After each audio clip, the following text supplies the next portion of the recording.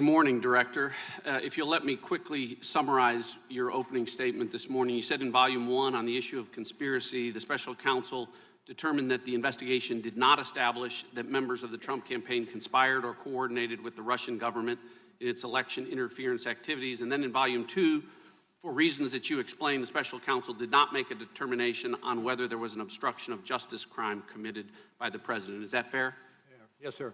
All right, now in explaining that special counsel did not make what you called a traditional prosecution or declination decision, the report on the bottom of page 2 of volume 2 reads as follows. The evidence we obtained about the president's actions and intent presents difficult issues that prevent us from conclusively determining that no criminal conduct occurred. Accordingly, while this report does not conclude that the president committed a crime, it also does not exonerate him. Now, I read that correctly? Yes. All right. Now, your report, and today you said at all times the special counsel team operated under, was guided by, and followed Justice Department policies and principles. So which DOJ policy or principle sets forth a legal standard that an investigated person is not exonerated if their innocence from criminal conduct is not conclusively determined? Can you repeat the last part of that question? Yeah. Which DOJ policy or principle set forth a legal standard that an investigated person is not exonerated if their innocence from criminal conduct is not conclusively determined? Where does that language come from, Director?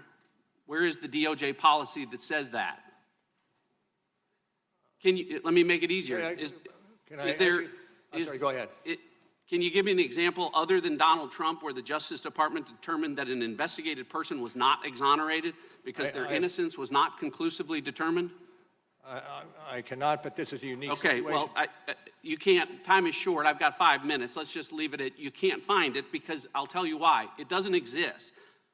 The special counsel's job, nowhere does it say that you were to conclusively determine Donald Trump's innocence or that the special counsel report should determine whether or not to exonerate him. It's not in any of the documents. It's not in your appointment order. It's not in the special counsel regulations. It's not in the OLC opinions. It's not in the Justice Manual, and it's not in the principles of federal prosecution. Nowhere do those words appear together because respectfully, Director, it was not the special counsel's job to conclusively determine Donald Trump's innocence or to exonerate him because the bedrock principle of our justice system is a presumption of innocence. It exists for everyone. Everyone is entitled to it, including sitting presidents.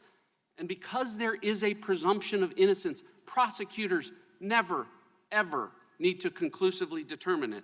Now, Director, the special counsel applied this inverted burden of proof that I can't find and you said doesn't exist anywhere in the department policies, and you used it to write a report. And the very first line of your report, says, and as you read this morning, it authorizes the special counsel to provide the Attorney General with a confidential report explaining the prosecution or declination decisions reached by the special counsel. That's the very first word of your report, right? That's correct. Here's the problem, Director. The special counsel didn't do that.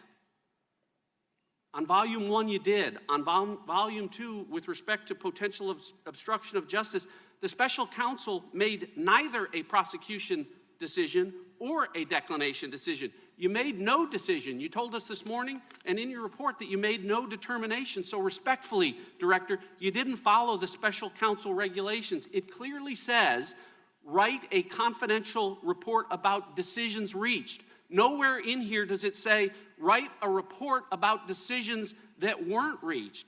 You wrote 180 pages about decisions that weren't reached, about potential crimes that weren't charged or decided.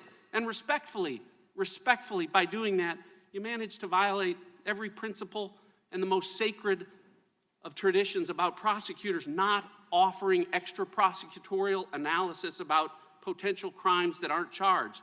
So Americans need to know this as they listen to the Democrats and socialists on the other side of the aisle, as they do dramatic readings from this report, that Volume 2 of this report was not authorized under the law to be written.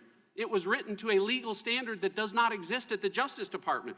And it was written in violation of every DOJ principle about extra prosecutorial commentary. I agree with the chairman this morning when he said Donald Trump is not above the law. He's not. but he damn sure shouldn't be below the law, which is where volume 2 of this report puts him.